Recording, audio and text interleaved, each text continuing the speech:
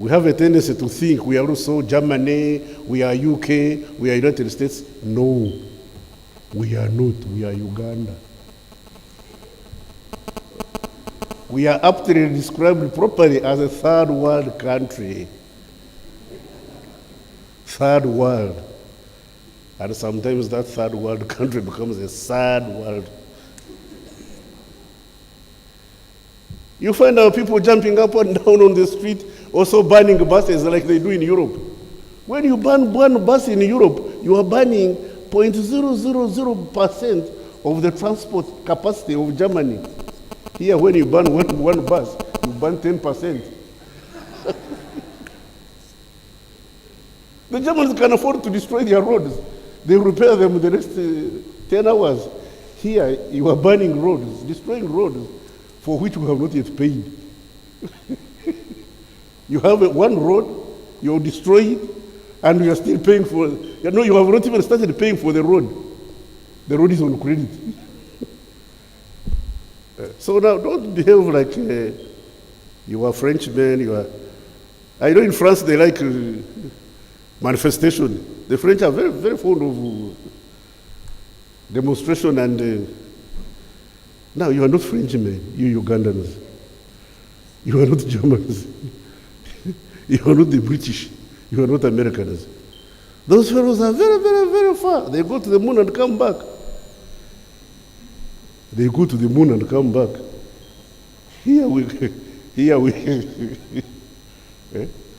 we are still struggling for 3 meals a day. So please, let's look at our level.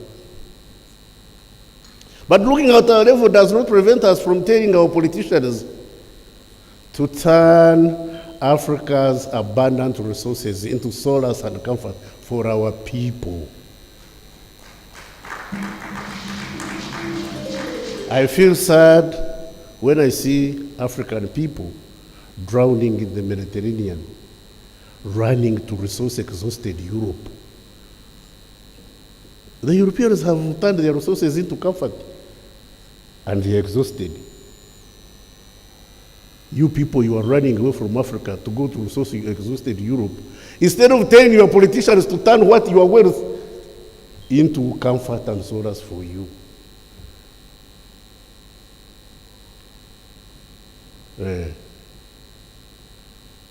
So you African people, pull up your socks if you have any at all to pull. Even the socks, I'm not very sure you have. So that's why I'm saying civil society ought to start looking at our relationship, not from the magnifying glasses of the Europeans, the Americans and Japanese, but from our real situation. Our level of development determines how we are governed. That's why I say we must run while everybody else is walking. Let's not pretend we have arrived when we've not even started. We have not started. We are far. Look at the minister. Tie imported, suit imported, shoes imported.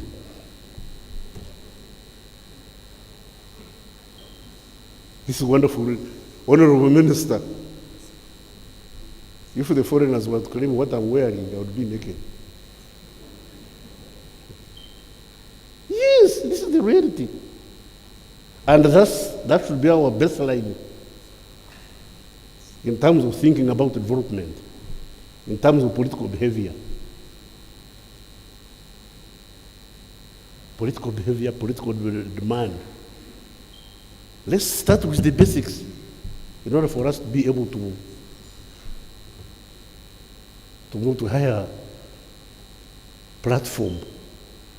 Then we can compare ourselves with Germany, with Britain, No. We must know that we are Uganda and we must behave as Ugandans. We are Africa and we must behave as Africans. We must come together.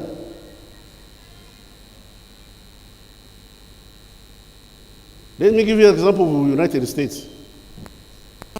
There are 52 states Some of the states in the United States are bigger than Uganda.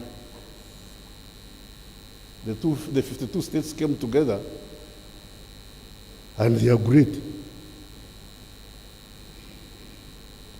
The other ones in Latin America stayed each separate, because going into Latin America was into America was at the same time. Who is great? The ones who came together and formed the United States of America, or the ones who stayed separate? Uruguay, Paraguay, Bolivia, whatever. Who is great? We are being sponsored by the European Union, and it's a union of developed countries. They are trying to come together to form a union, because together, and the union is getting bigger and bigger and bigger and bigger. They are now trying to attract another member who has caused them a problem. The fight in that area is who will have Ukraine, the Union or Russia. For the Union, for us the Africans, we are still engrossed in sovereignty, national sovereignty, sovereign Uganda, sovereign Rwanda, sovereign Tanzania, sovereignty in poverty is poverty of sovereignty.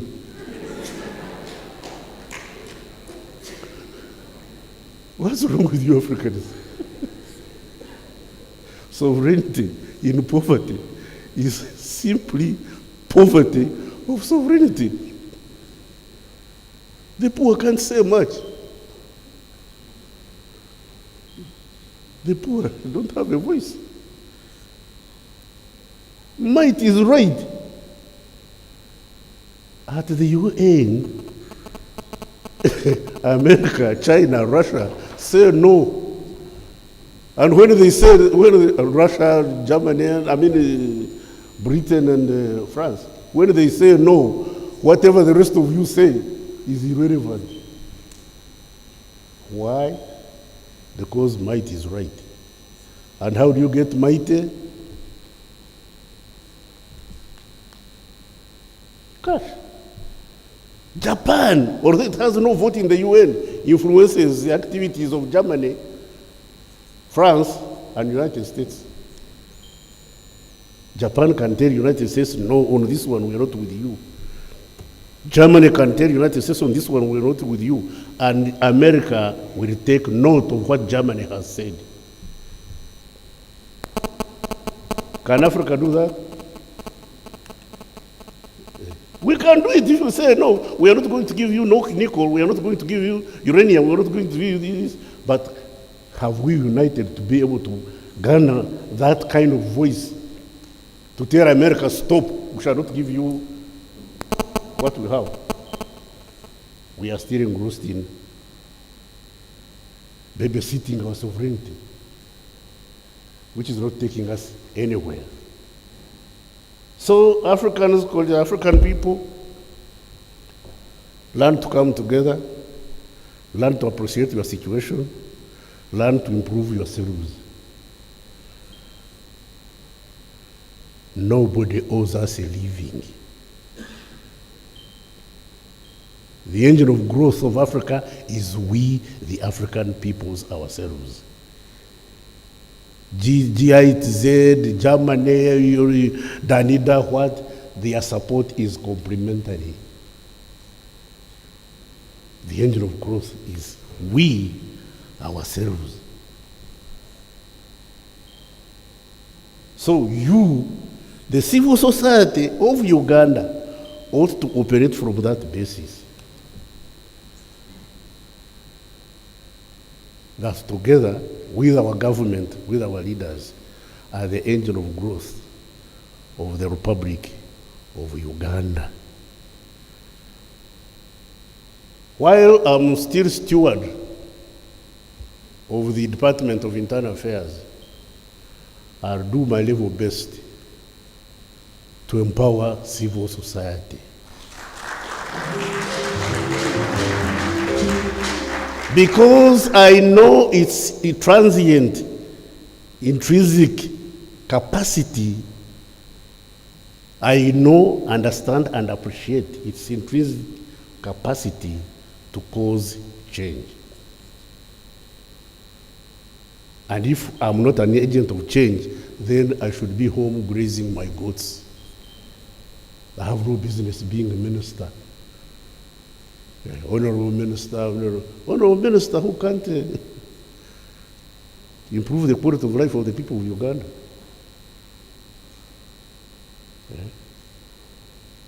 We are engrossed in tearing each other up. Me am Noop. Me am DP.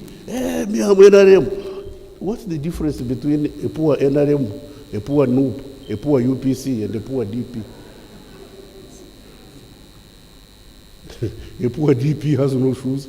A poor NRM has no shoes. A poor Noop has no shoes. A poor UPC has no house. You are all poor. You are competing in how to be excellently poor. That me, I'm Noop. You are poor, my friend. You are not Noop. You are poor. You are poor.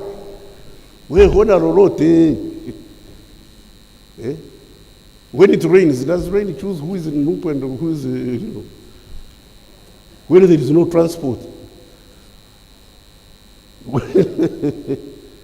Instead of us looking at ourselves from that perspective, we are engaging in sloganeering. Abeo, ad infinitum, ad nusiam, to no end. You shout Abeo, you shout Nupu, I don't know what. You go to bed, you wake up the next morning, your real situation confronts you, stares you in the face. Instead of trying to improve our quality of life, we are busy shouting at each other. That's diversionary.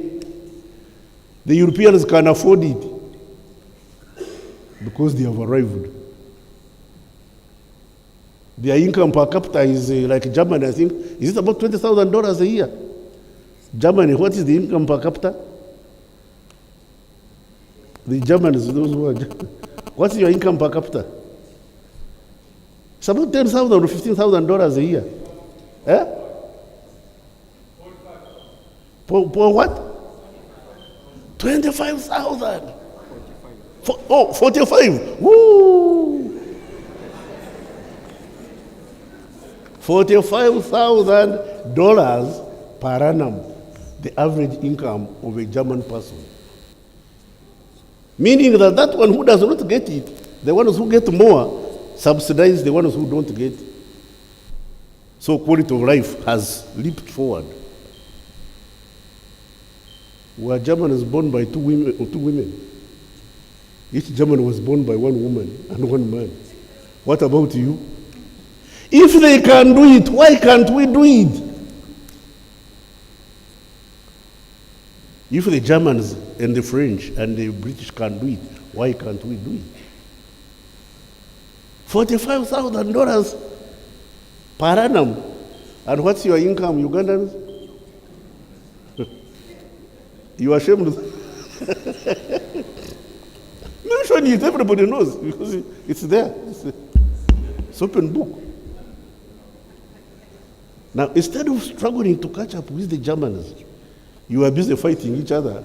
Noop, DP, UPC, FDC, I don't know what. Yeah? Even within FDC, you have wars.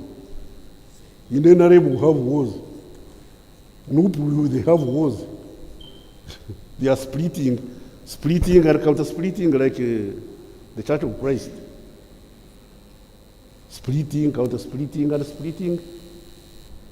No, for us we have to come together. In my language, Runyankore, they say you are better off when you are living in the forest and you find somebody who's also willing to come and live with you there. That you are better off when you are sharing that loneliness. You Ugandans are lonely. Learn to share your loneliness and to improve your quality of life and get out of this situation of hopelessness. African people, we are tired of despair. We are tired of going around with the heart begging. How can you beg when you are sitting on wealth? Civil society, African governments learn how to make the best of what you have, and you have a lot. I thank you, ladies and gentlemen. I hope we shall put together our hands and raise to the occasion. Thank you.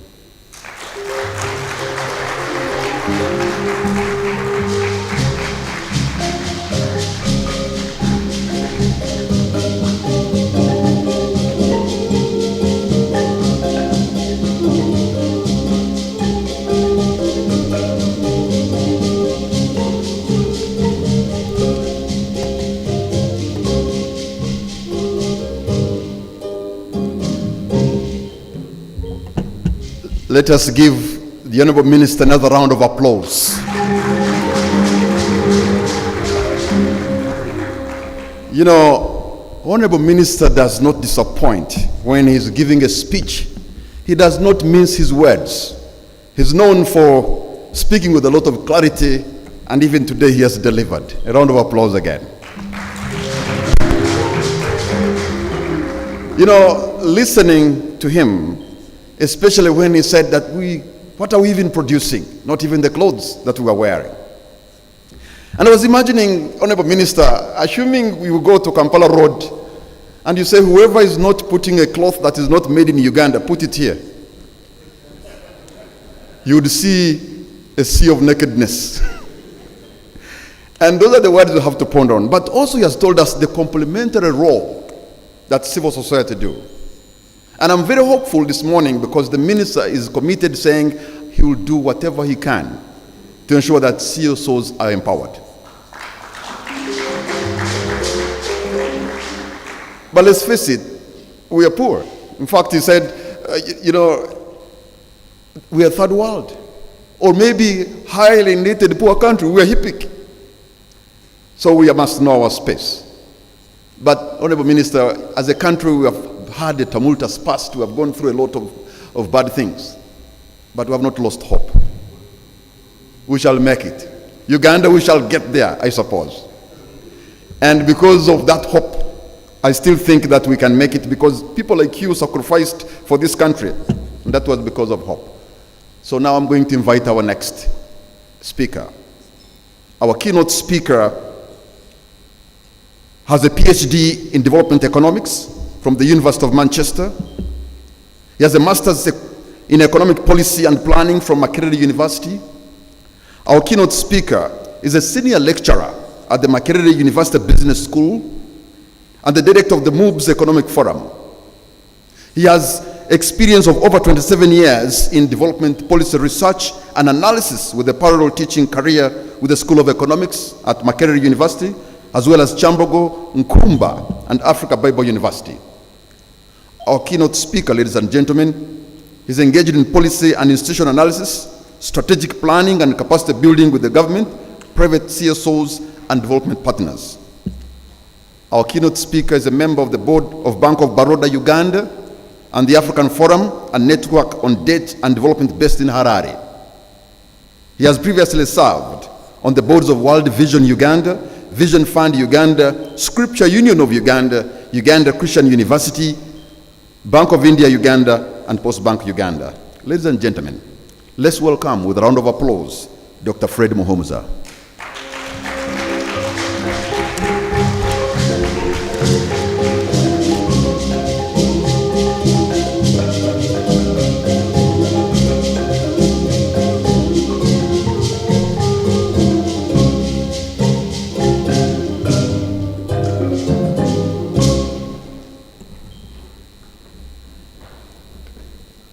Honorable Minister, Your Excellency the Ambassador, allow me to hold the protocol there for two reasons: to save time, but also save myself making a mistake. As an academic, you would rather leave a question unanswered than show out what you do not know how to handle. Thank you, Minister, for the remarks. The Minister has really made it easier for me. Complementarity is about 2 hands. Confrontation is about 1 hand, because you'll be slapping each other. Engagement and dialogue for a third world country like ours, which can be sad if you do not learn how to do engagements. And so today, I want to broadly go through what civil society is, and you can read there, you'll find yourself somewhere, and what civil society does. And I've been privileged to do it both in the practice, at the policy level, and as an observer. I'm part and parcel of civil society. Throughout my career, I've engaged with civil society and I've also engaged with government. As you've heard, I was on the board of World Vision as a chair, and governance is critical in some of these spaces. And it is one thing that we would really want to emphasize to civil society. As we push it for government, we also need to have it, because without governance, people will never know what to do.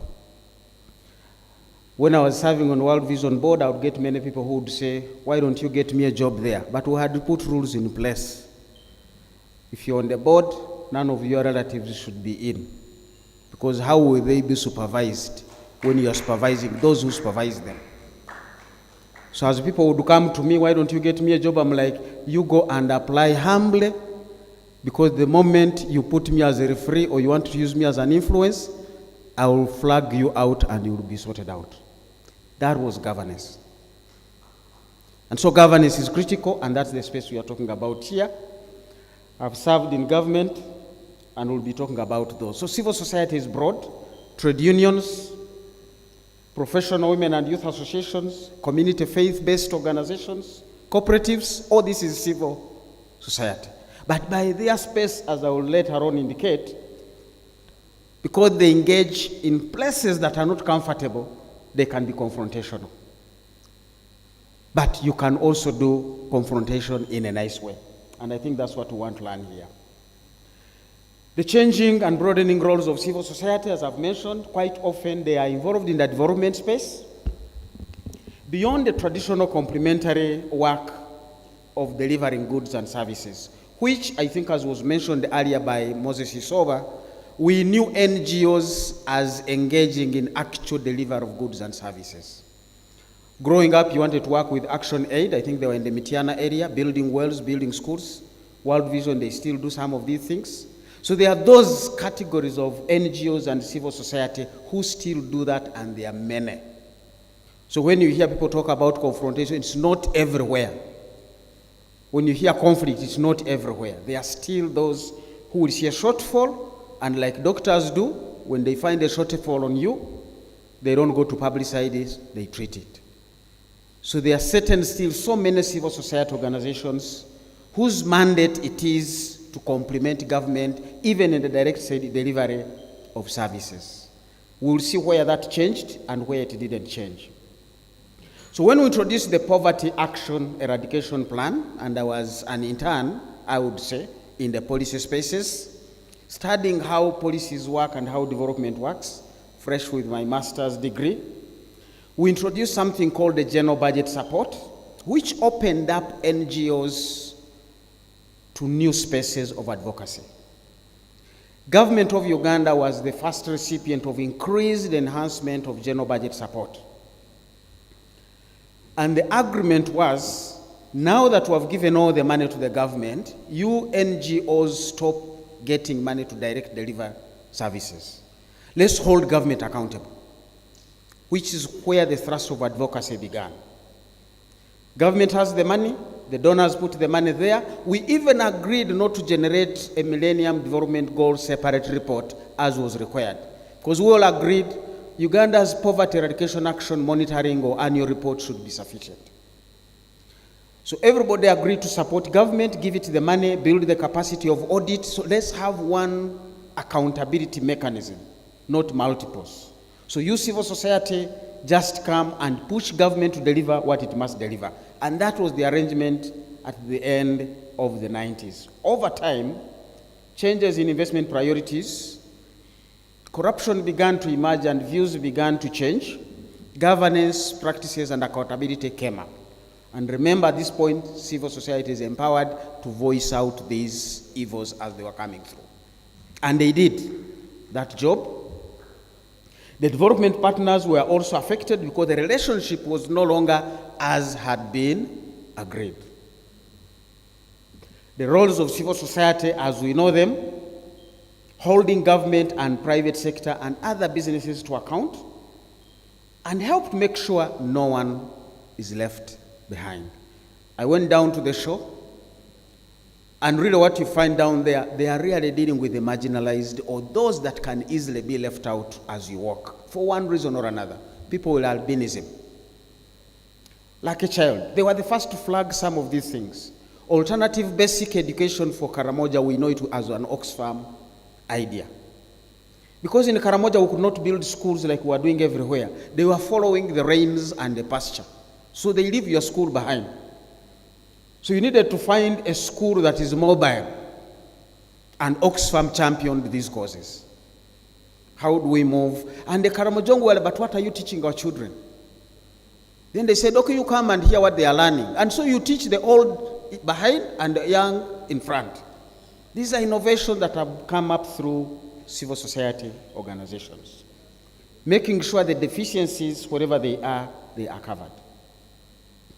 They have advocated for human rights and have said human rights are not just the confrontation of a political nature. Quite often, people would flag those, and I think even us as civil society, we need to go beyond. The rights are broader, and we need to encounter all of them and bring them together. There are people whose salaries have not been paid by their employers. There are people whose NSSF contribution has not been contributed. Where is their right? Who is fighting for them? But quite often we pick out these particular rights. Nope here, nope there. I don't want to repeat the minister's story. He has really ably put it out there. I had my right as a student to study in Kabalega, but General Tafir and his men were in the Luero Triangle. And electricity was going through Kiboga. So whenever an electric pole would fall, you would wait for wherever an opportunity would emerge for Uganda Electricity Board to go and repair that pole. So in Kabalega, officially there was no prep. Nothing. Because electricity would come for 2 weeks a year. But here we are. So it is possible, amidst adversity, to find ways to go through. So civil society have given us quite a lot of things that where there is friction, we can advocate for government to deliver. And as he has said, civil society needs to be empowered to do that. But we can also partner and say, now that government doesn't have the money, how do we go about it? And I can assure you, I have been the Minister of Finance, I have seen scarcity of money. And that situation can get worse. So CSOs have empowered the communities. The first time we went to Lamo, the only vehicle in the district had been donated by Oxfam. That was a local government vehicle. The RDC was operating from a tent. So we can actually complement each other. We can have room, depends on how we do the dialogue, as I will mention later, and I come toward the close of my remarks.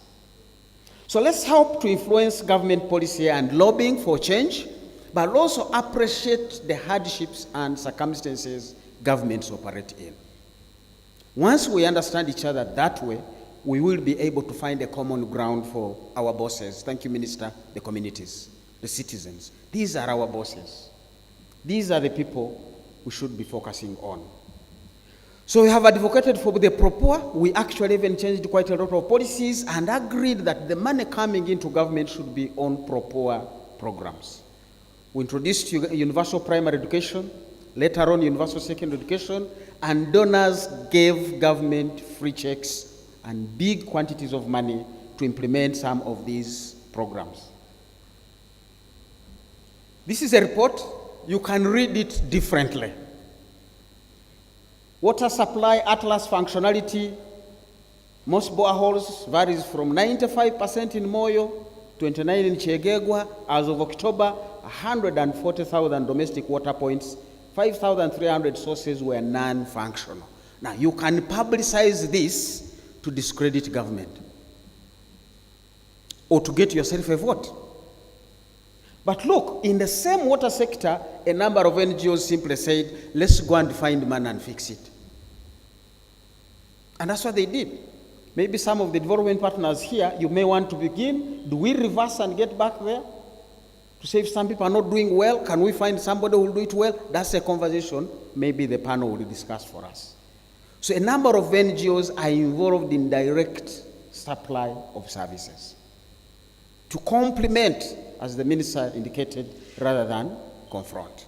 So there is enough space, but also still holding accountable everybody, even at our own level. So we still have challenges with the CSOs. And they have been mentioned. Moses Isoba put out quite a number of them. Small ones may find it difficult to comply. I work with the banking sector. The requirements of compliance by the central bank, we have had to hire compliance officers in the banks at senior level. There is an entire department for compliance. Now, some small NGOs, executive director, NGO forum, NGO bureau, cannot afford to even have one person meet their compliance. So among my remarks, I will be saying, let's do what we do in the banking sector. Tier them. There is first tier banks. Those ones, we give them no room. Second tier banks, you give them some leverage. You can make a mistake, you are learning. But don't do certain things. Tier 3. And then there are even those financial institutions who have said, these ones don't even dare come to Bank of Uganda. You will never comply. UMRA will handle you. So how have we tiered out the NGOs so that they can survive? When I went to World Vision Fund, as you've been mentioned, their agenda was to transition into a regulated institution by the Bank of Uganda. My first mission to them was, don't even think about it. Compliance will kill you. The requirements are too stringent. So can we issue out tiered compliance systems? Because they can't afford some of the requirements they have. And sometimes it's a mistake. Any one of us can fail to file a return. Or you can file it at 505 when you should have filed it at 500. Can we have room? That's not being confrontational, but rather complementary. They have also had challenges of human resources, as we indicated. They have been constrained because their sources are largely foreign sourced, and sometimes they come with the conditionalities. There is a grant, that grant you must qualify the boxes to get it. I sometimes find it difficult. There is one I saw as an academic, I would have loved to apply, but I'm trying to see how I fit in, I can't fit in. Because the donor has specified the areas of engagement, and some of these are not as friendly to what I would want to do. But also there has been shrinking political space, and we'll discuss how that has come through. Weak governance, as I've indicated, accountability is also a challenge.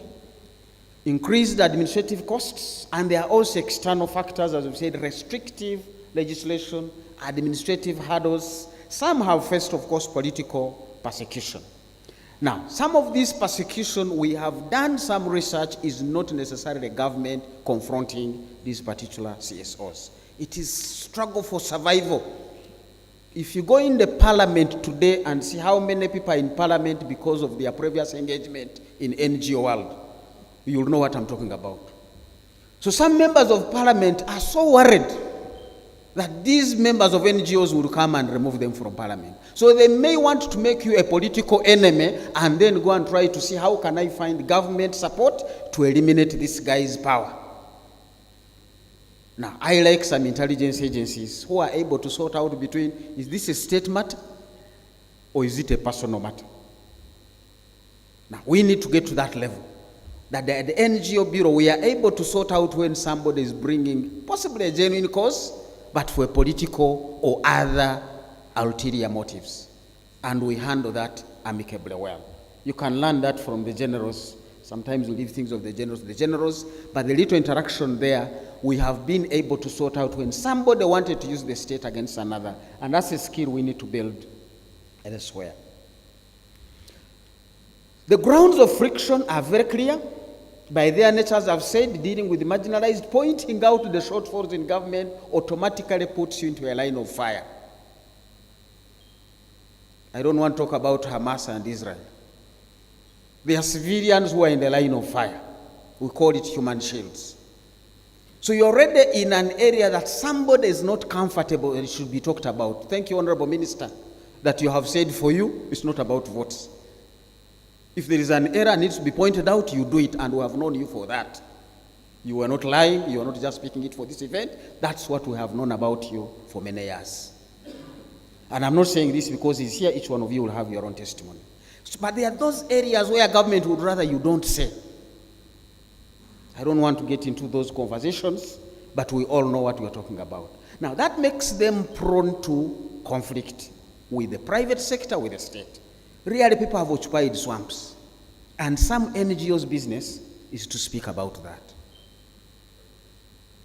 People have done things they shouldn't have done. People have grabbed the land of schools, they have grabbed the land of the widows, of children, and civil society is out there to speak for these individuals. But they have to confront the mighty out there.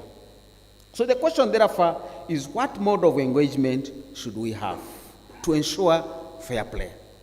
And fair play is a term I borrowed from football, because even if your opponent is down, you kick the ball out so that that guy can get treatment. You would have taken advantage and go and score. But you don't score, it's a football. So where would we get fair play in these spaces? So whether by omission, commission, negligence, or otherwise, shortfalls will exist and they need to be addressed. And the person raising them should not be victimized or demonized. We must face these shortfalls. Redress is largely, for us, as we've said, the new space for civil society is advocacy. You no longer have the money to go and buy drugs or to hire those nurses. You can only do advocacy.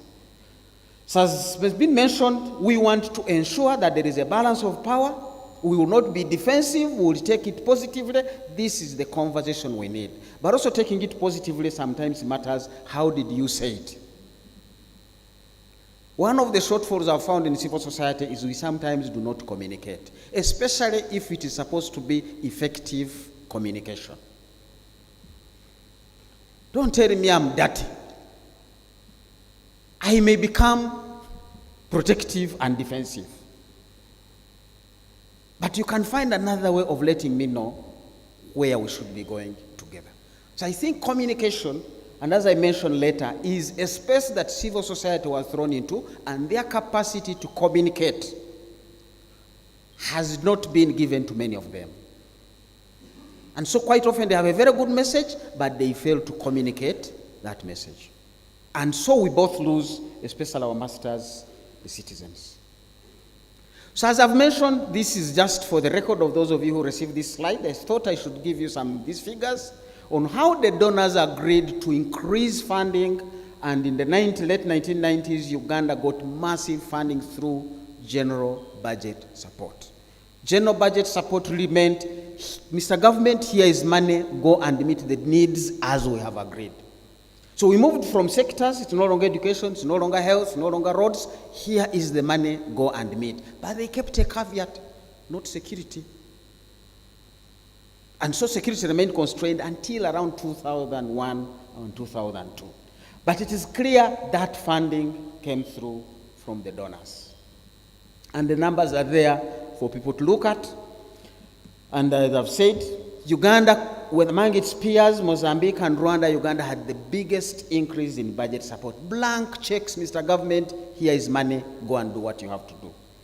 And the government went and did what it ought not to have done. And so the confrontation began. We began to see some of the money moving into areas away from social services, which the donors were passionate about and interested in funding, and by agreement, we had said we were going to put monies there. Issues of human rights began to come up, and dialogue did not happen very well between the donors and the government, and most donors voted with their feet and began to scale down the general budget support. I was at the ministry at some of these moments. We could have cut down our spending now that the money was going away. Instead, we ramped up the size of the budget and moved resources further away from the agreed areas of social spending. And so the tension between the development partners and the government began, not just on human rights issues, but also on many other things that had been agreed upon and which were not done. We had cases of corruption, Chogam. Those records are still out there. They did not flow well among very many people. We had cases of opium, 2012, and many other areas, and the ground of sowing the seed and germinating the seed of discontent was coming through. And the donors or development partners pulled back. And so as they pulled back, who did they push in? This is the case I'm talking about. Government began to invest more in infrastructure, saying these are the growth areas. And we began to see suffering going into the social services. Health and education began to suffer. The expenditure tracking studies were done. I was at the Economic Policy Research Center, and we tracked and discovered only 30% of money meant for primary schools was getting there. And that was the civil society space. Then we agreed there should be information of all the schools sent to the primary schools written on the notice board of that primary school. Let everybody see what came through. Because sometimes people would hide and say, we haven't received the money. Now, these could be good things for transparency and governance purposes. Efforts to develop the local government capacity also declined, and we began to see a decline in some fundamental funding of basic things that matter to education. All the money that was going into education and the general budget support was going into salaries and not capitation. Up to today, we have a capitation problem. We are allocating close to only 30 shillings per day to educate a primary school child. Anybody has the right to do this. Uwezo has really come up with these questions. Are children learning? And it is true the children are not learning. UNEB sits exams this week. You look at the results of last year, one district in the Lango sub-region had 5 first grades in P7. 5. 1 girl and 4 boys. Any NGO would have the right to raise that issue. Can we positively engage it? Because the time is going to come when this district will never even have a counselor. Because if your children can't pass P7, where are you going to get the future counselors from? Leave alone nurses and extension service providers. So we are together in this space. The issues we are raising are so pertinent, both today and in the future, but they have been there. So what happened with these issues? Civil society was empowered. Where empowering is giving them the money, go and advocate for government. And go and advocate for the citizens. So seeking to remain engaged, the development partners instead withdrew, retreated with their money, but now pushed in the civil society into this space where some of them were not yet prepared for the space. As I've said, when you're talking to the mighty, you need to know how to do that. Even our girls, when they are going to get married, they find a senga. There was no senga for civil society, and they were in for a confrontation. But they had a just cause. So they had passion, they had ambition, they had zeal, they had determination, and they carried on. Government response, in some cases, was extreme. Don't tell me what I don't want to hear. But if we all say the citizens are our masters, we need to discuss these issues. And I am glad this is the way we want to go to. So forging a way forward, what do I want to say? Tiered regulation, NGO Bureau. As I've said, I was sitting on the World Vision Board and we were doing a parallel thing. We were both an NGO and a company. So we had to discuss a very tough decision. Being an NGO, you could get tax-free registration for your vehicles, plus other privileges. But we were worried about this man's office. Some of the clauses in the draft law are saying, at any one time, anybody can close anything. Hey, that was really extreme. So we decided to retreat to the safer ground and registered as a company. But we still do the work we used to do. So we can really engage in these spaces. Tiered regulation is one of them. What do we do to support investments by individual or groups of CSOs so that they can also have some independence? The minister was right. Sometimes when you are poor, please acknowledge you are poor. But that, you should work your way out of that. Contribute something so that you can say, I am not going to do this. Because I know some NGOs that do things just because the funder has said, do. Can we work together and give them some leverage and space to be what they should be, so that they can engage in a complementary way? And I was been thinking, we built a jealous house. Are we going to build a CSO house? So that at least we meet them halfway. We say, guys, if you're in this space, there is rent there. You can rent for free. But they can also use part of that house to generate resources for their survival. These are conversations we can have on how do we get a way forward. Should we channel resources back the way it used to be in the 80s? So that if government doesn't build a well, an NGO can build a well rather than advocate on it? These are questions that we can discuss, but we need a conversation about the issues. How do we build the capacities of civil society? Both to communicate, to engage, to account, to deliver, but most importantly, to hold those who should be held accountable. This is an area we need to do. Do we need that civil society college, like there is a public service college? How do we resolve some of these issues? Because they are both on the other end. Either way, Uganda is gifted by nature. No matter how hard and turbulent the waters are, when human beings come and sit, they will always find a way of managing the storms. And I believe out of this meeting, we should be able to find a way of how to raft and enjoy the turbulent River Nile waters, which is our biggest gift. And we give the biggest gift to the Ugandans of a genuine living on the planet. I thank you.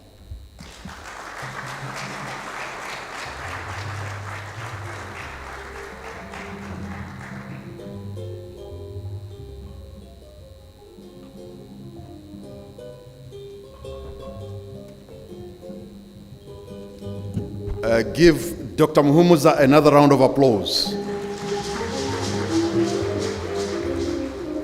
I really want to echo the words of Dr. Muhumuza, just the element of sustainability, Honorable Minister, because the element of sustainability is key. And I'm saying this because I'm not only a journalist, but I've been in civil society and I'm still there. I remember 2 years ago when DGF was having issues. I hope you know what I'm talking about. And I was working with an organization called Wizards Foundation. And I've seen my boss, Ms. Diana Kabenge, in the house. And of course, when DGF came to close, you could feel it in the office, like, okay, we're now stuck. And many other organizations, of course, had to come to a standstill because DGF was exiting Uganda. And I'm still sure, maybe, I hope I'm not ruffling feathers here. I'm still thinking maybe the element of sustainability should be discussed in this convention very well to find out how can we survive. Because I've seen it myself at Wizards Foundation, that we've been struggling, because we haven't cracked the real element of sustainability very well. And somehow you think you have lost a job, and yes. So, thank you so much, Dr. Muhumuza.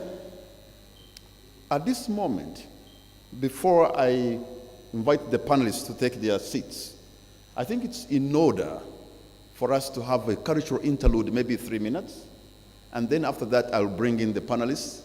But also, I know journalists are now they want to speak to, maybe have interviews and stuff like that. You can use that moment if you want somebody you want to interview, and get something clarified. This will be a good time. I still want to thank you, GIZ.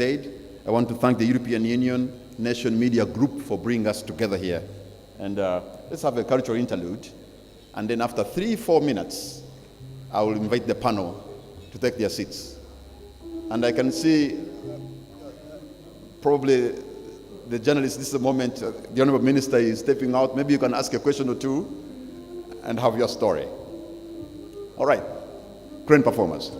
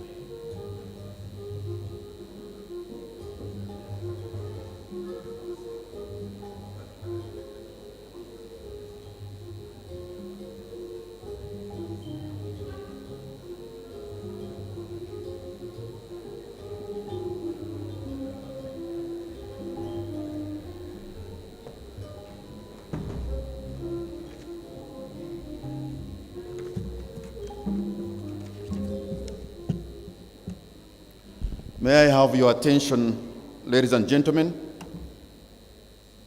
We're now going to a panel discussion, unleashing the potential of civil society, overcoming stumbling blocks, and tapping into opportunities.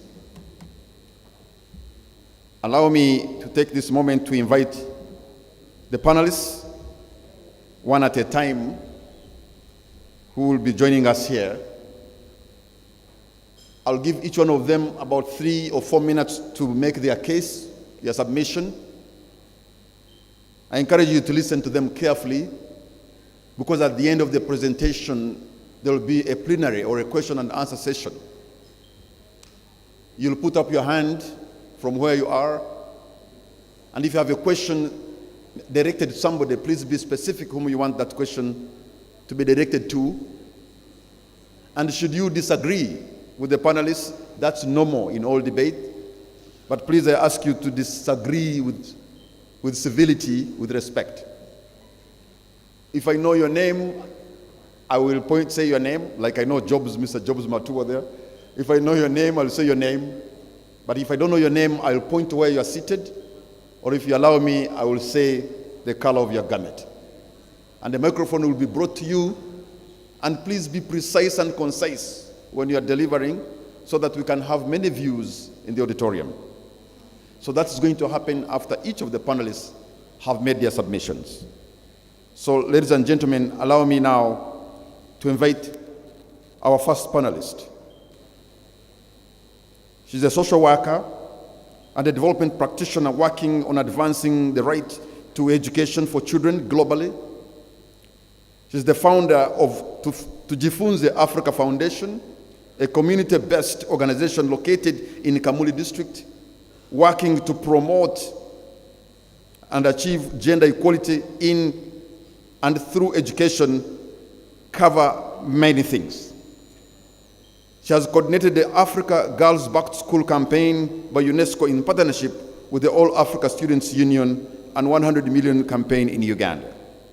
Ladies and gentlemen, let us welcome with a round of applause Ms. Nakaivale Linda Eunice.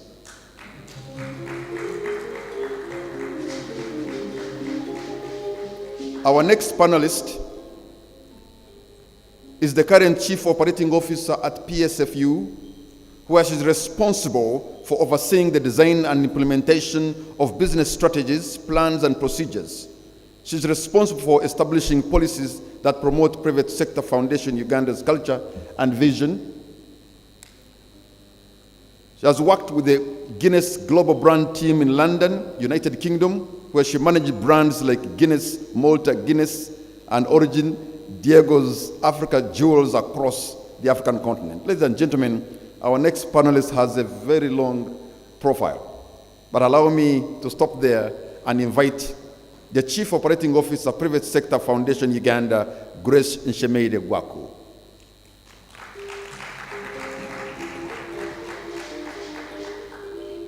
Our next panelist is the co-chair of the CSO Partnership for Development Effectiveness. Our next panelist is an advisor for policy research and strategic partnership and senior research fellow at the Center for Basic Research, a leading academic, basic and policy research center in Uganda. He was recently retained by the Uganda government and development partners as a technical advisor and national partnership coordinator in the office of the Prime Minister. Ladies and gentlemen, let us welcome with a round of applause Dr. Richard Sewakirianga.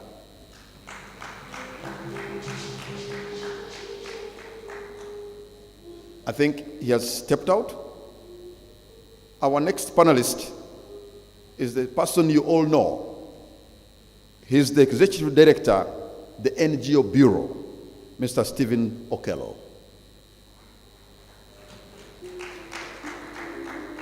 I think Mr. Stephen Okello has just stepped out with the Minister, and he will be joining us shortly.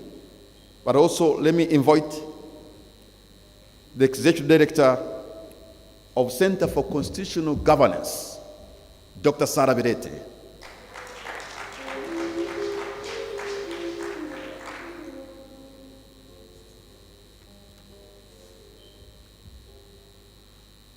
Okay. I suppose the other panelists, I think I see Mr. Okello coming in.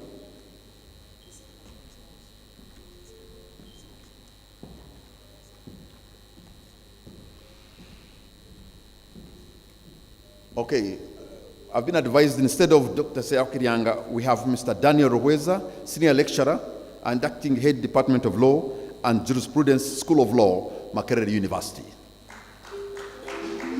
Dr. Daniel Rohweza. Oh yes, my friend there, Dr. Rohweza, you're most welcome. Let's give them another round of applause.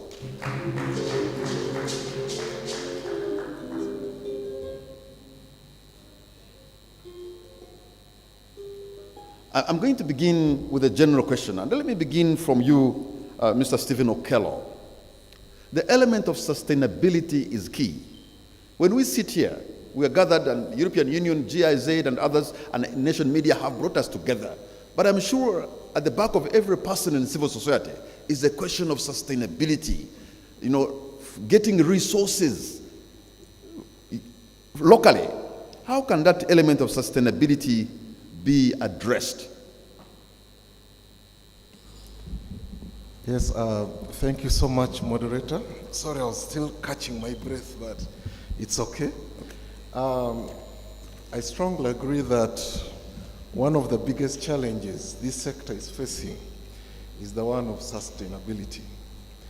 There's a general weak sustainability, and it's high time that focus is shifted and a lot of attention is given to having a self-sustaining sector. Now, the ways to address this, number one is that a number of the actors in the sector currently are focusing more on getting resources from out. And I think it's high time the sector started to pay attention. How can they raise resources internally? And that starts right from within the organizations. I can tell you that if you go to these organizations and you saw how much they're raising in terms of their own membership fees, the donations the members are giving, the caliber of even the members they have alone, you will see that internally they're even failing to raise the little resources they can raise. So I think, first of all, that should be the starting point, that for sustainability, can we start from the organization itself? Then after that, the NGO Act 2016 has given a window whereby much as the civil society is supposed to be non-profit making, Section 46 has given room that they can actually raise some income as long as they keep plowing it back into the organization. The issue is that how many organizations have taken advantage of that? So many organizations currently are used to the culture of just write proposals, wait for donations. How many are going out to look into the element of how do we raise money for ourselves? Dr. Muhumuza gave an example. How many NGOs are making savings, put up a building, rent it out, and generate resources from that? So I think it's high time that provisions like Section 46 are made use of by the sector. But the other very important point, which has already come out, but I want to strongly emphasize, is the issue of capacity. If the issue of capacity is not addressed, then sustainability can also not be addressed. A number of actors in the sector, much as they have the passion and the interest, they are still limited knowledge and skills when it comes to so many arenas. Arenas of how to raise the resources, arenas of how to re-strategize and do things differently. So it's important that first, the capacity has to be built. How it's done, I do not know how the organizations are going to do it, but it's key that they need to be sure that the people within the organization, you can find an organization has got a board, but if you went through the board and saw the caliber of people they're putting on the board, at times you see that they just put there for the sake of fulfilling a requirement, an organ, but not that they want to see people who are going to add value to it. So in terms of the capacity, ensure that you have the board that has the right capacity, you have staff who have the right capacity, you have members in the organization who have the right capacity. And the moment you do that, it will also help. But the last bit in relation to the capacity is that when you look at the funding that the sector is given, a number of them are not given the funding for institutional development and strengthening.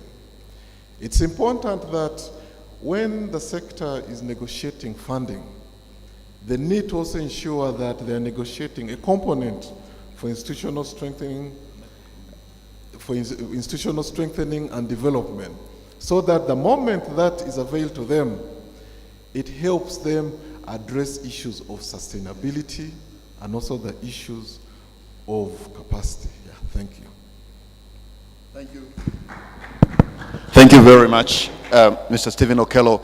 You know, Eunice, how can we unleash the full potential of civil society organizations in Uganda to achieve their goals? Thank you so much. I would like to start by appreciating the organizers of this event for acknowledging that we need a young voice on this panel. So thank you so much, because we are key actors in development. In response to your question, I think unleashing the potential of civil society organizations requires a multifaceted approach. There's no one-size-fits solution to it, but I think the funding aspect comes number one, because I run a community-based organization called Tujifunze Africa Foundation in Kamuli, and one of the hardest things I face is accessing funding due to the strict donor requirements and so much more. So to unleash my potential, for example, as a youth-led community-based organization, the issue of funding needs to be addressed.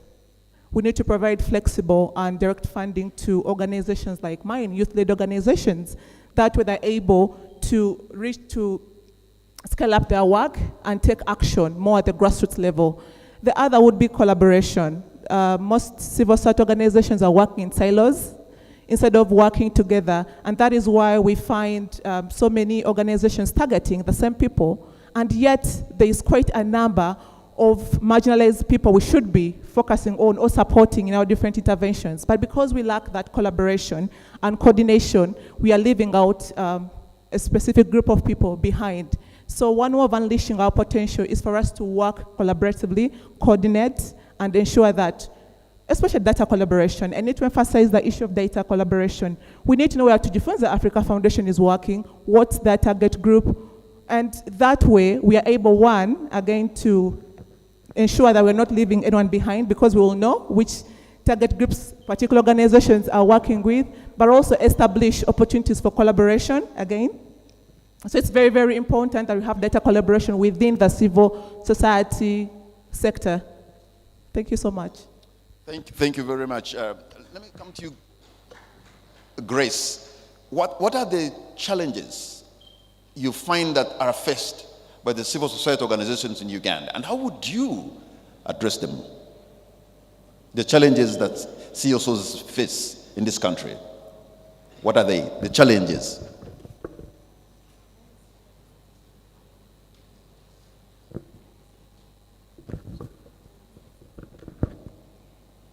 Okay, you're from previous. Let me take that question to Sarah, then I can come back, because Sarah, you are Civil Society 311. Yeah, then I'll come back to you, okay. To be fair. Because, Sarah, what are those challenges that you think, I could even call them existential challenges that you face in civil society in Uganda, and how would you want them addressed? Well, thank you very much, moderator. I think the main challenge that we face has been highlighted in the keynote speech. It's the structure, something to do with the legislation and the administrative burdens of civil society, but also we have a shrinking funding base, also highlighted by Dr. Mhumza during the keynote. And the other challenges now come as challenges of civic space, which affect all citizens generally as they participate in governance. So if you go to the legislation, We have 18 laws that contradict Article 29 of the Constitution on freedom of association, assembly, expression, conscience, religion, and free movement. Among those rights enshrined under Article 29 of the Constitution, we can only celebrate freedom of religion in this country. I think there is nobody tampering with freedom of religion. But when it comes to conscience, when it comes to citizens' participation in governance, when it comes to participation in public assemblies, when it comes to the environment of civil society, just during elections, civil society organizations were told that they are promoting terrorism, and accounts were frozen for the biggest network, Uganda National NGO Forum, part of our hosts here, Uganda Women's Network. The way Uganda has delivered on women's rights, it was unimaginable that somebody would one day come up and say that the Uganda Women's Network is funding and promoting terrorism because of elections. And of course it was unfounded and charges dropped. But that kind of environment does not facilitate civil society organizations or citizens to freely participate in their elections. Previously, we have had a chain of office break-ins. The last compilation stopped at 42 organizations. There has never been any prosecution of people who break into offices of NGOs. Accounts are frozen and unfrozen without any charge, without any substantial reason. ActionAid, NGO Forum, ONET, and so many other organizations whose accounts have been frozen and unfrozen without any reason, any justification. So when it comes to the narrowing funding base, you can look at the closure of DGF. That one affected almost 60% of civil society work in this country. You can look at a closure of or expulsion of UN Human Rights Office. It has implications on partners that would be interested in supporting human rights work in Uganda. We can look at embassies departing Uganda. For one reason or the other, the Norwegian embassy will depart next year. The North Korea embassy is closing. We can look at statements being issued in international forum, advisory by USAID, all hinging on human rights violations. So that kind of civic space does not facilitate civil society organizations to effectively do their work. I submit. Thank you very much. Now, let me come back to you, Grace, because Dr. Virete has given me an idea what kind of question I can ask you. Because from Private Sector Foundation Uganda, you see private actors who are trying to do business. Just yesterday, there was an announcement from the United States that Uganda is going to be scrapped off from the countries participating in AGOR. And that is going to directly affect the Ugandan farmer, the Ugandan business person. Why? Because the claim of the human rights record of Uganda is not so good, and so we're going to be taken off. This is something that started in 2000 in the administration of Bill Clinton. It's a big deal. How do we reverse that? Thank you very much. Indeed, it's a national concern and a bigger concern for us as the private sector players because when you look at the trade balance, first and foremost, there's more of the imports coming in. Our exports are less than the imports coming from the US. However, AGOA benefiting quite a number of our business players, we are preparing a position paper to engage the regulators so that we can argue a case and engage government to find solutions towards that challenge. What we have been doing as Private Sector Foundation Uganda is also organizing the business community to explore opportunities beyond Uganda. So we've taken our business players to DRC, to Southern Sudan, to Algeria. We're looking for markets and therefore increasing the scope for the business players. We took our business community to South Africa and they were here the other day. We went to Norway, to Sweden, and everywhere we've gone to China. There's been some deals cracked. So I think it comes back to the sustainability we're talking about. you have to increase the scope and make sure you have revenue mobilization beyond one area. We are definitely, because we are in the advocacy space, going to engage all stakeholders until we find a solution, but we're also looking at other markets for our business people, not to lose out entirely. With the opening of the Africa Free Continental Trade Area, it's easier to trade across the African continent. The standards required and the regulatory requirements for our, whether be it agriculture or other produce, are not as high as Europe, for example. So it's easier to trade with Ghanaians, for example, because we eat more or less the same food and they are facing the same challenges.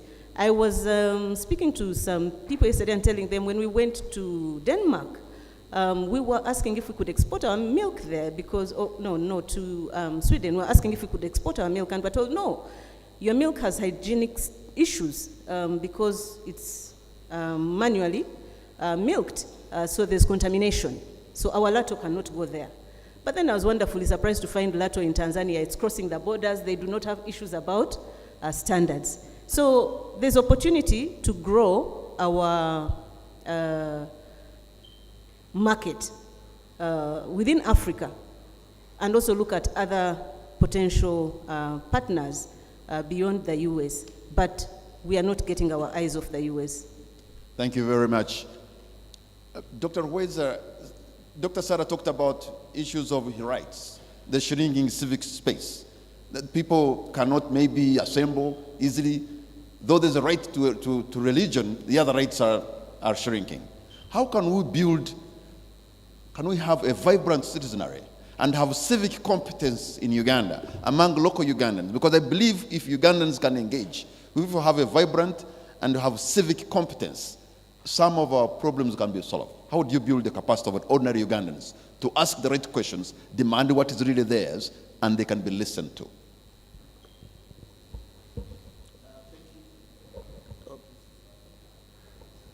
Thank you, Patrick. Information is key. I'm reminded of 2016 when we did the application for the amicus curiae before the Supreme Court. And there was a lot of media fora of what is that we are doing, and some senior members of the bar telling us off that what we are doing is wrong. Interestingly, the NGOs also asked to be admitted as amicus curiae, friends of court, and the court said no. So information is key on what we can and cannot do.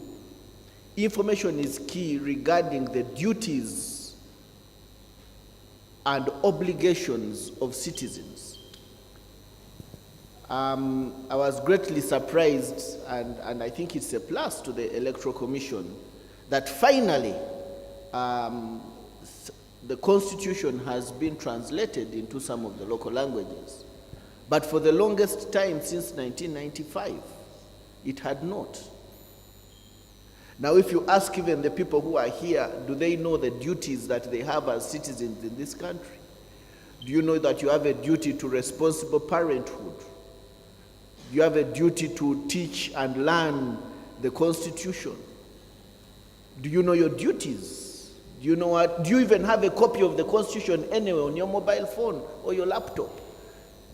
Now, if by a show of hands we could test how many of us have even had an experience of reading through Objective 29 of our Constitution, here amongst us, now try and extrapolate that to the rest of the community, the majority of whom are illiterate. So we have a huge burden to provide information. And I think the worst disservice was to remove civic education from the curriculum. So we have trained so many Ugandans, thanks to UPE and USE, but they have they don't have the faintest idea about what their duties, obligations are, let alone the duties and obligations of government to them. So I think in starting with an informed citizenry, we are able to remove the blanket of darkness about what their duties are, what their responsibilities are, what they can and cannot do. A majority of those that I have interfaced with actually do not know that they have, for example, the right to bail, the right to representation, you know. I recently had a small birthday party at my home, and I asked the police for 2 or 3 private policemen to come and help me with traffic. And they started asking me whether it was a political gathering, whether I had had permission, and so on and so forth. So clearly, we need to ask the question whether even our police is well aware of where our rights go, what the limits are, in order for them to be able to provide the service that we have. So, Patrick, I think for me, information is really key. And I would hope that the media, at least represented here, would play a huge role in informing our citizenry about what is required of them, what they can do, what they cannot do, and how they can actually be supported. Okay. Secondly, if I may just give a quick one, the NGOs that we have present in this room and elsewhere would do us a huge service. Let me use academic privilege to lead by example. To lead by example. Because there is a lot that we hold government to, but we don't practice it within ourselves as NGOs. You need to shed a light on yourselves, and we see exactly. Yes. So we need some kind of self-reflection, because monkey see, monkey do. You know, we should be able to lead as NGOs by showing, for example, how transparent are we about the things we do ourselves, so that even the populace that watches us can be able to pick a leaf, how we manage our resources, how we choose our leaders within our NGOs, how we relate with one another, let me call it in the marketplace. Because in my experience, those are the things that people pinpoint and say, but if the people teaching us are doing it this way, then why should we? I think it's all okay. Let us do things as they have to be. Thank you. I think that's it. Thank you very much, Dr. Rweza. I'll be picking questions from you, but before I do that, the issue you're raising is key, and let me bring it back to Stephen, because Stephen is the regulatory body, right? I just want to know what is your view of the role of civil society that they do, and what value do they add to the functioning of the state? Especially if you're saying, look, maybe even yourselves, you're preaching water, but you're drinking wine. Yes, thank you so much, Patrick. I think Dr. Mumuza and the Honorable Minister emphasized the value and the complementary role of the sector. And I think that one, everyone in this room agrees with it, that they are bringing additional resources in addition to what is there. They are also down in the communities, they are the grassroots. And it's very clear that the social capital is being improved just because of the sector. So that is a fact. But of course, the concern he's raising, which you are emphasizing on, is that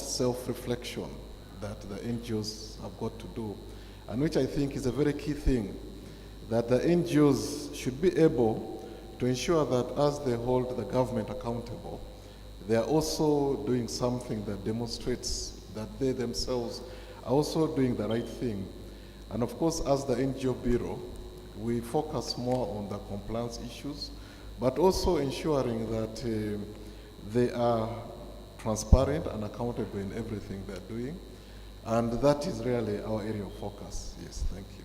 Thank you very much. And, you know, Eunice, how can the government involve young people? Because you are representing the young people in policy formulation, in whatever is being, how can they involve you so that whatever they are doing has your input? Because let's face it, 70% or more of Ugandans are young people. You should have even a bigger say. How should they involve you? Thank you so much. Indeed, 78% of Uganda's population is below the age of 35. Now that means that we are leaving the decision making to the 22% to decide for the 78, which is crippling our potential to critically think and make decisions. To respond to your question, I think the government needs to start by building capacities of young people to effectively engage in policy and budget processes. One of the issues that has been raised often is young people don't have the skills, they do not have the knowledge, and yet, I've always said, what more experience do you want than the lived experience of young people? Because we are going through these things firsthand. I'm sorry. We are going through these things firsthand. And, apologies for that. A little lower? Perfect.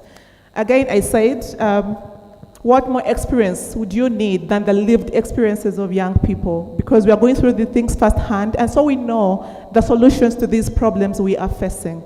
And so I think we deliberately need, one, to build capacities of young people in policy formulation, in implementation and reviewing.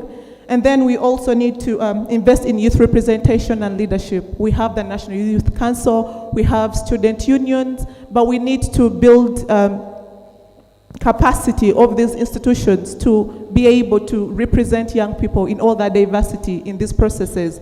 We need to utilize the existing structures and not tokenize them, because that is one of the challenges that has been affecting the effective participation. The other way the government can engage young people is through funding our initiatives.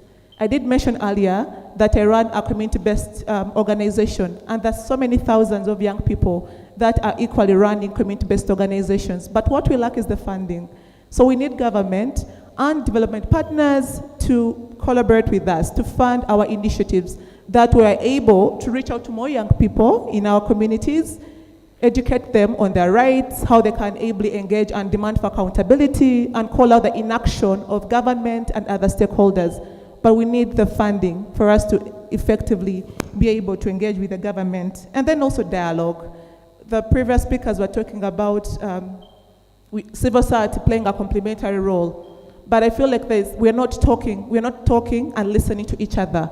So we need to dialogue. We need government to talk with young people, to listen to our challenges. Because in this country, it's increasingly becoming difficult for young people to mobilize, to assemble, without them being mistaken as anti-government or rebellious and all those things.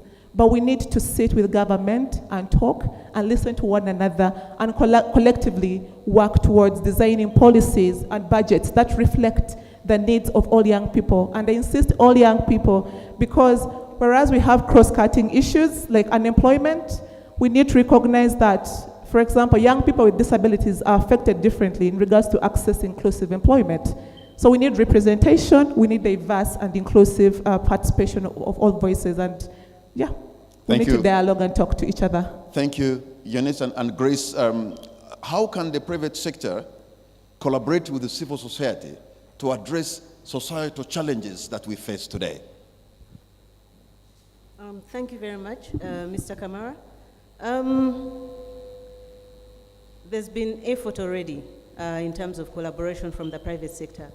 First and foremost, the minister mentioned it, that you need two hands to clap and even more voices to create that melody.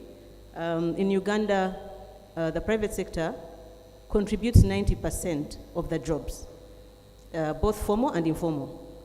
And we know that 51% of those are women, We know, like my colleague has just said, 78% are the youth. So that includes actually the marginalized. And with the drive towards sustainable development goals, almost every company is working towards creating jobs, creating wealth, and they're embracing them and running with them, with or without the civil society, which is fantastic for us. So there's opportunity for us to actually partner in order for us to have impact at scale. So that is actually addressing the poverty eradication. In terms of development, private sector foundation, I would say, is one of the preferred government partners when it comes to implementing private sector-led initiatives, which are all aligned to the NDP. We are implementing a project called GROW, which is for women, and this is about generating growth opportunities and productivity for women in business. I will be issuing grants and accessible financing towards businesses, and that is also in service of giving women access to finance who are a part of the marginalized section. We are also, we have implemented a project, for example, with UNDP to create awareness about sexual-based violence at the workplace. And now we have about 90 private sector private businesses that are undergoing a gender equality audit, just to make sure they put in place systems, processes. We were talking about human rights. Where can people call and complain if they are sexually abused at the workplace? And people, businesses are actually embracing these interventions. They want to have best practice. Once you show them the way, they get on board. And it's also great to partner with the World Bank because they're funding some of the big projects that we're working on together with the government because they have a huge ESG agenda, that is the environment, social, and governance. And if you're a business that is not complying, then you will not access the grants. So this has actually kind of forced the private sector to start addressing the social challenges. We are looking at marginalized people. We are supporting people in the refugee camps. There's a significant part of the budget that is actually allocated to people in the refugee camps. So there are huge opportunities. I also want to mention the fact that if you look at the trends, and let's look at the global trends, you've got companies like MasterCard creating a foundation to address these challenges and have a positive impact on livelihoods. Now, when you come to Uganda, a great example, most of our multinationals are already picking this. MTN has created a foundation where they channel a percentage of their revenue so that foundation can help impact livelihoods. Centenary has created a foundation. EABL has a foundation. They're supporting women in education. And a lot of interventions towards the environment. When you ask about sustainability or even collaboration with between the private sector and the civic society, this is where I think civic society can play a role. We can partner and have a more massive scale when it comes to implementation, because it's not necessarily the core of the private sector's business, but they want to have a positive impact. And consumers are actually demanding this. Most of our consumers of our products are voting with their wallets. They ask, what are you doing for the environment? What are you doing for the communities? What are you doing? If you have human rights issues, if you're using minors in your company, they will not buy your products. And they will shame you on the internet. So there are opportunities for us to actually collaborate and drive this agenda even to a bigger scale than we are doing right now. Thank you very much. Dr. Sarah Virete, I still want to come back to the point you raised earlier. Because when you speak, it's as if Uganda is doom and gloom. For heaven's sake, you are from the Constitutional Governance, Center for Constitutional Governance. It's about rule of law. You have just heard here the Minister of Internal Affairs making a commitment that as long as he's in that office, he will ensure civil society thrives. But it looks like you're far away from even believing what he just said. What brings you to that conclusion, considering the minister is here of Internal Affairs, a general in the army? He's saying, I'm beside you. Well, just as an example, the 2023 Rule of Law Index was released last month, and out of the 142 countries scored by the World Justice Project, Uganda was ranked as 125. Is that an impressive record?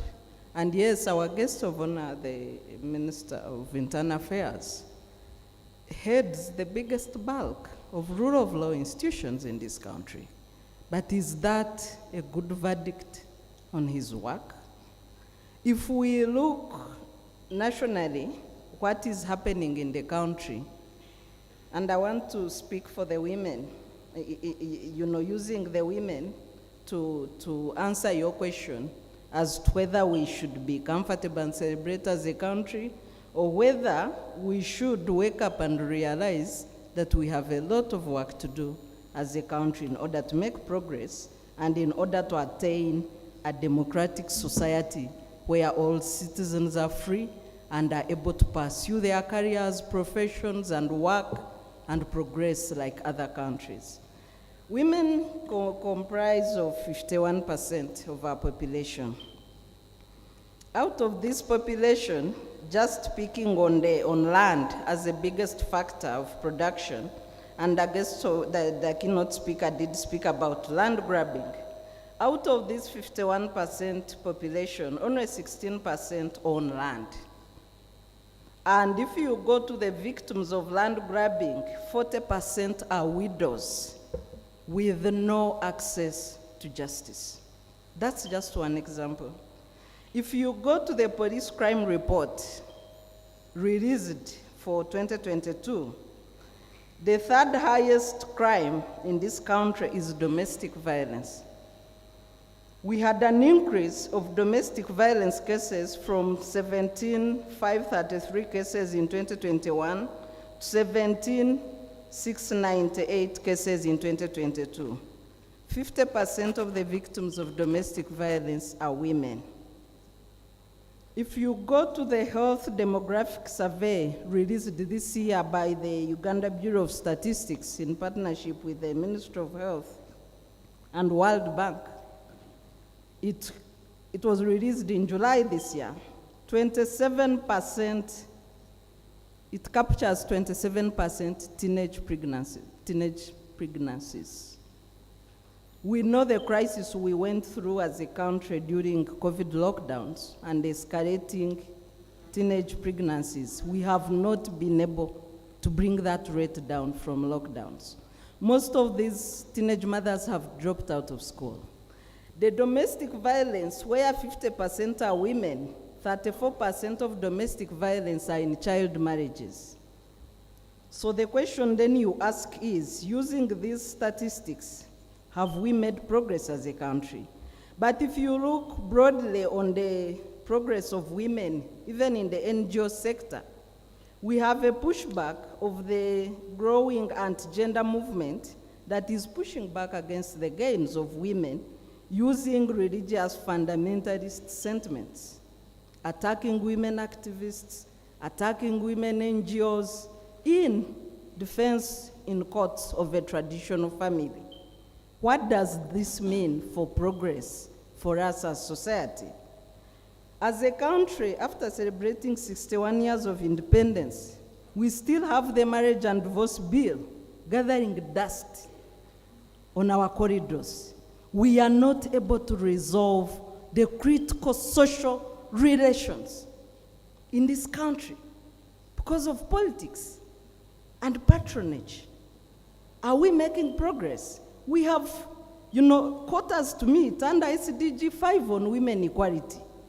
These are the roadblocks for progress for women. And this is just one sector.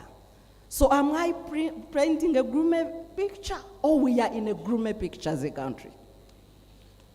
Okay, they will be able to respond whether it's gloomy or not. But I want to agree with you, the issue of gender-based violence in Uganda is real.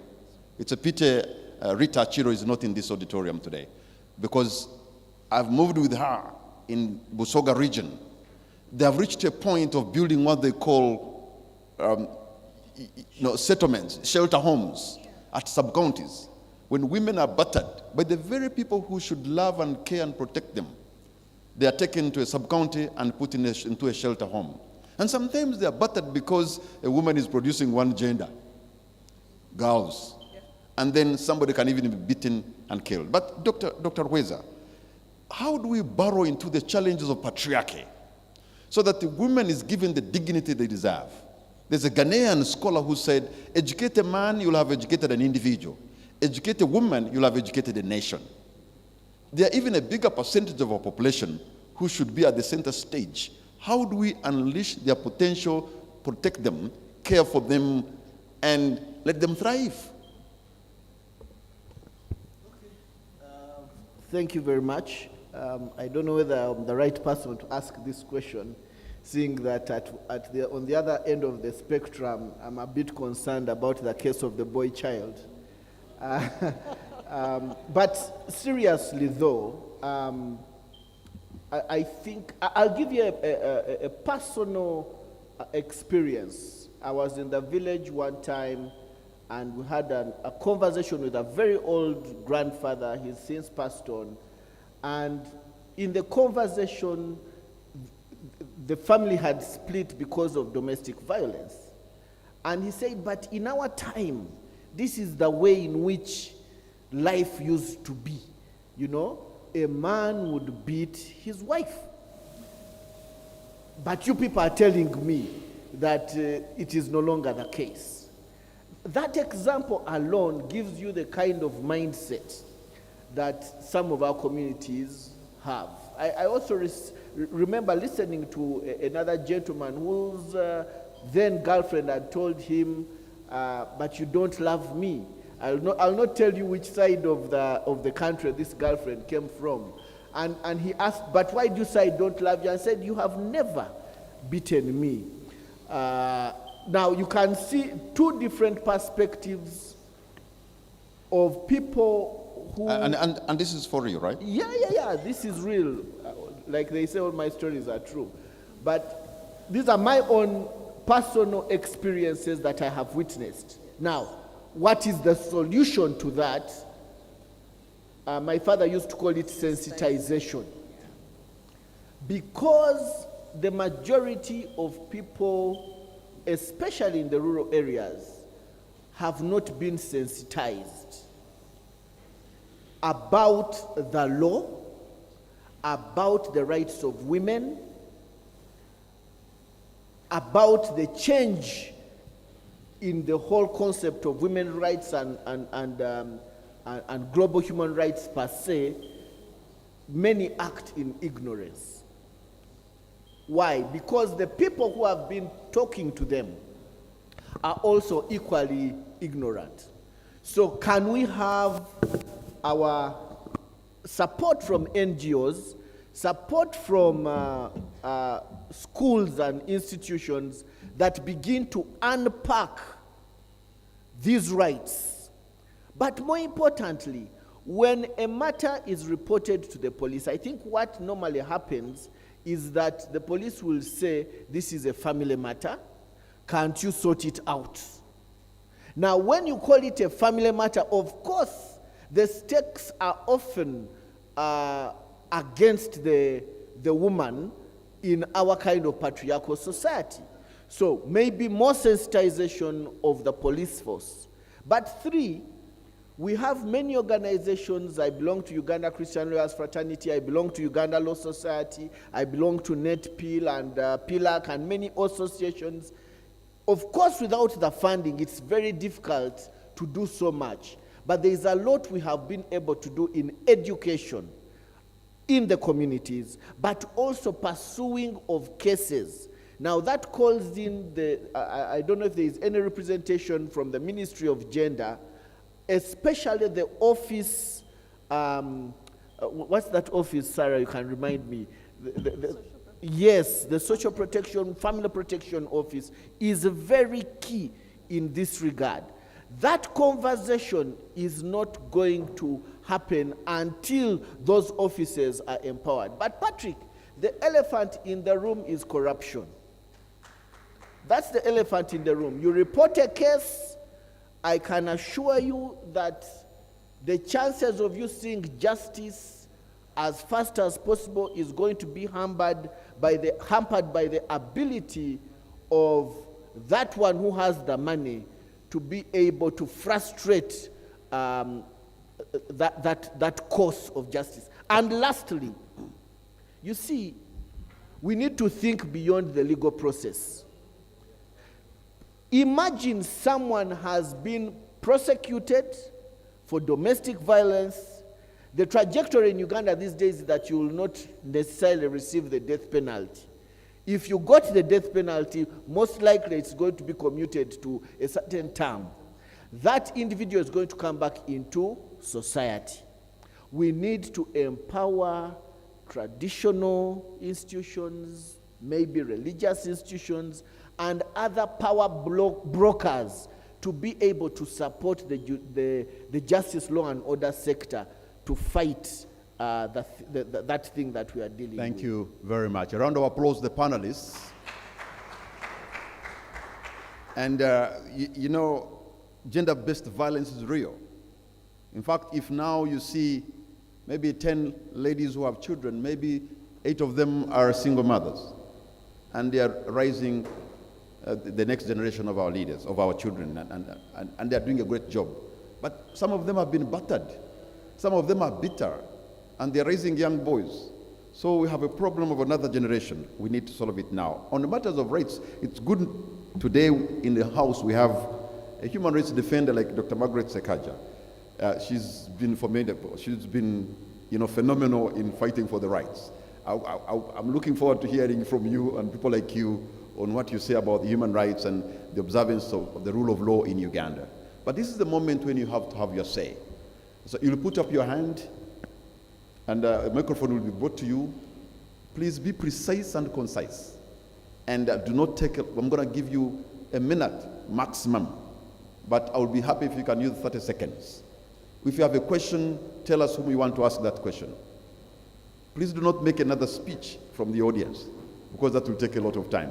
And I've seen you, Jobs, Matua, your hand has been up for quite some time. So Jobs, you go first. By names, I'm called Matua Job Richard. I think I've been precise on my name. I am the Executive Director of Organization for Transparency Advocacy Uganda. We promote good governance by fighting corruption, and large-scale syndicated corruption, not small-scale one.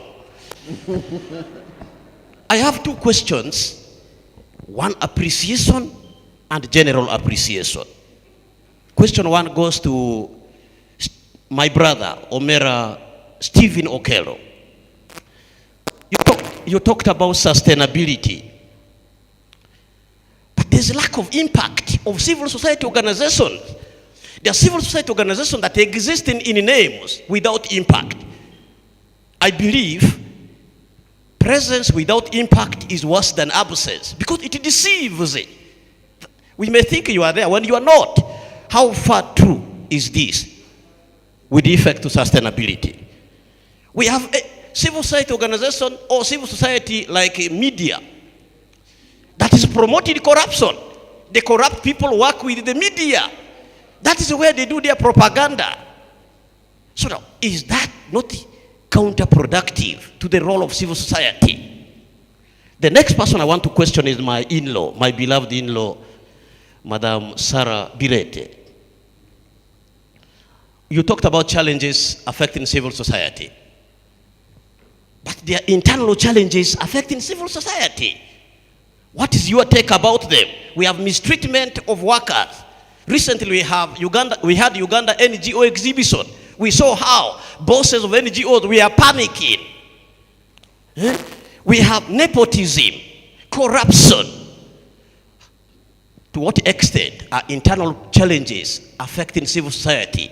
We were asked about patriarchy, and you explained, and at the end you said that one of the core things needed is sensitization, but you gave a disclaimer at the beginning saying you support the boy child, and by extension, you may not be the right person to respond to that.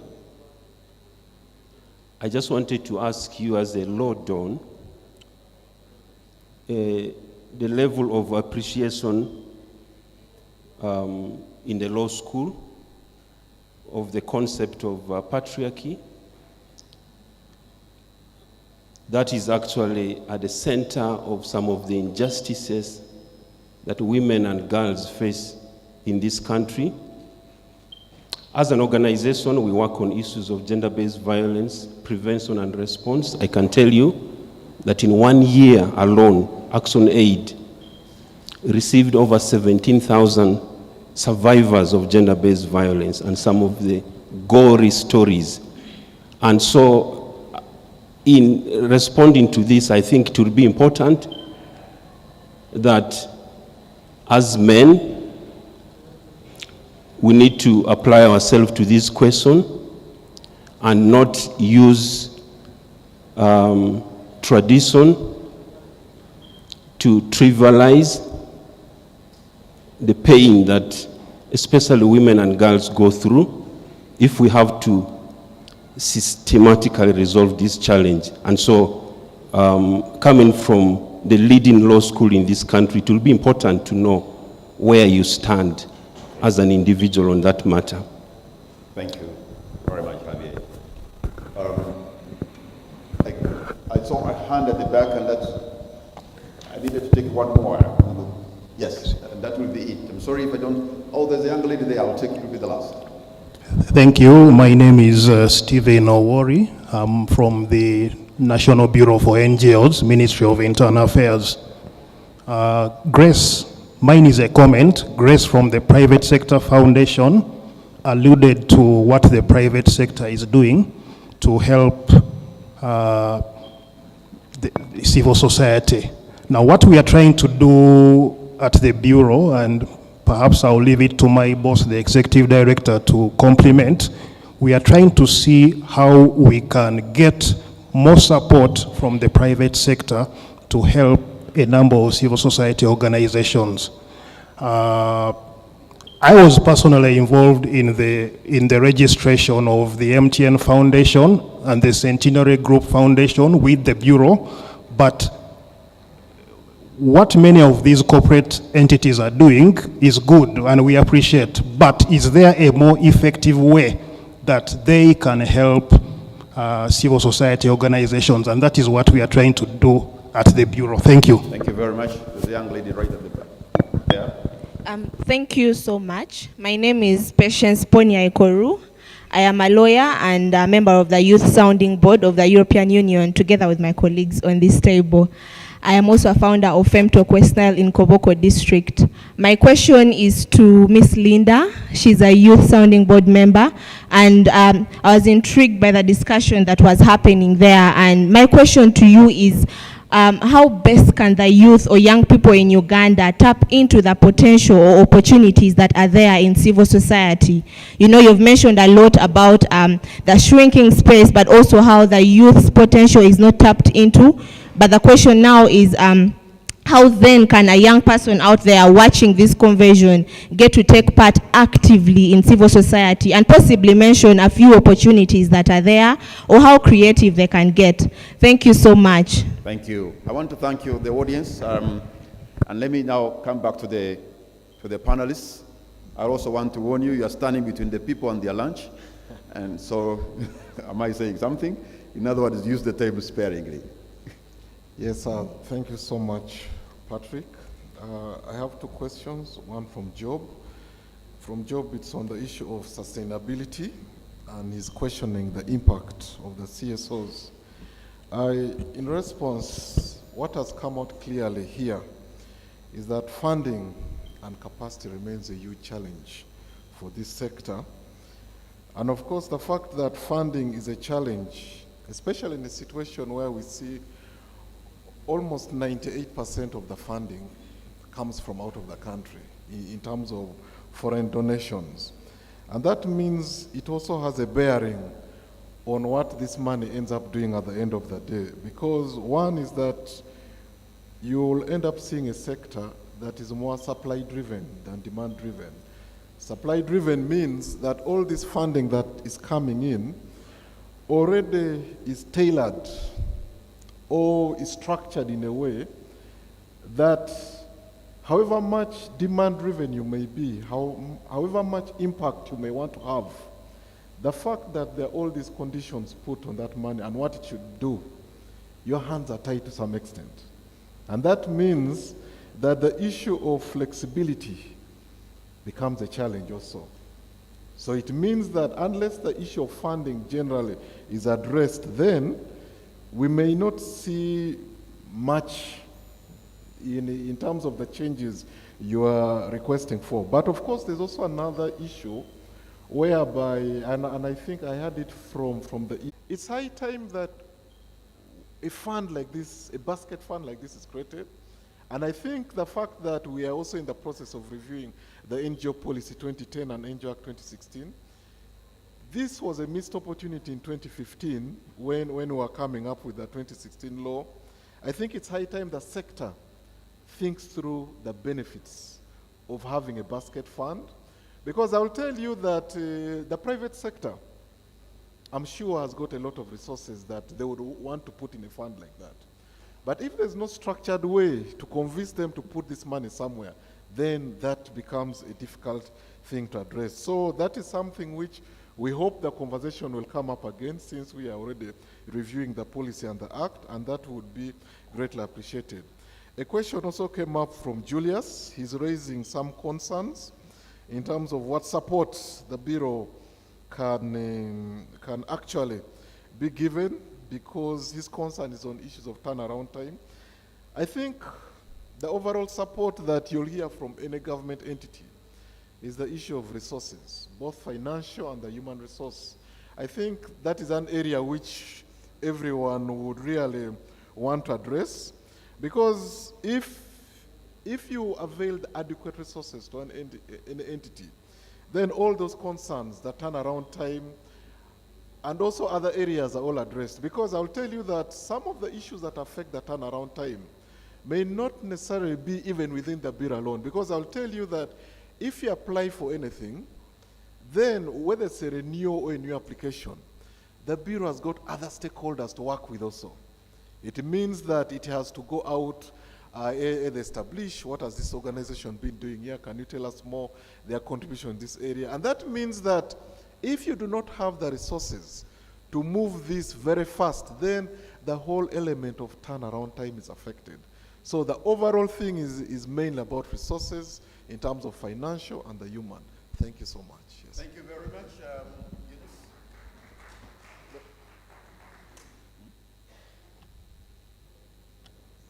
Thank you so much, Pony, for asking that question. Your question was the available opportunities that young people can tap into? Okay, perfect.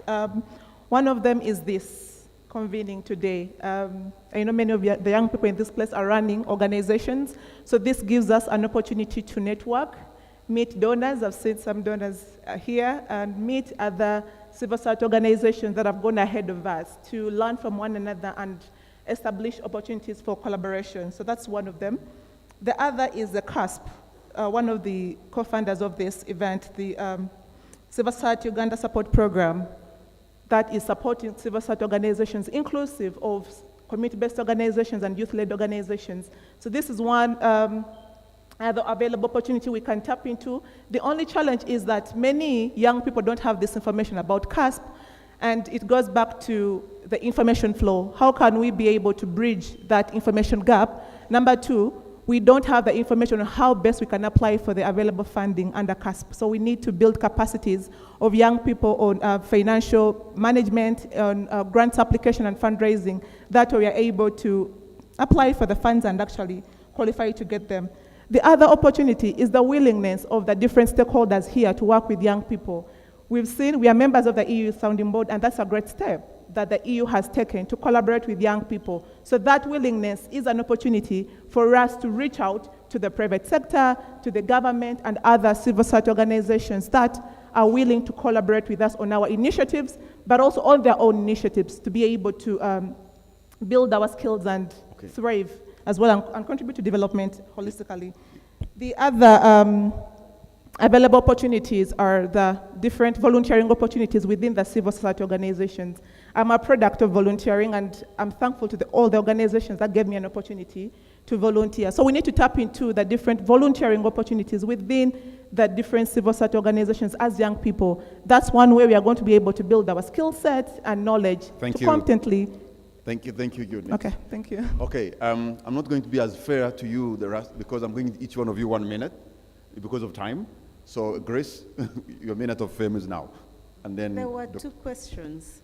So to answer the one quickly, and we work with the youth, Eunice, sometimes we are obsessed with the key performance indicators. For example, we're supposed to create 300,000 jobs for the youth, 70% of whom are female. There was no statistic there for the disabled. So we have some of them with disabilities, but we do not report it. So I think for me, thank you for the question. Going forward, that we will integrate in our reporting so that we can share the numbers with you. The second one was about... We are doing very well with the girl child, but the boy child is not prepared to meet the responsibility that is required to support the girl child in what we who are sensitizing them need to do. But let the conversation continue. Thank you very much. Thank you so much. Ladies and gentlemen, let's give them a round of applause. Thank you very much. Our panel discussion ends here, and at your will, you wish you can resume, take your seats again. We have come to the time for us to have lunch. I am told lunch is ready. The coupons for lunch are being served, being given to you, the audience. I'm sure you have a coupon. And we shall have lunch in the hall adjacent to the marketplace, I think at the basement level. If you have been at the marketplace, there's a hall just adjacent to the marketplace. That's where we're going to have our lunch. Let us use about 30 minutes, 40 minutes. We come back here for the breakaway sessions, which will be looking into 6 thematic areas in the different sessions, and each one of you will have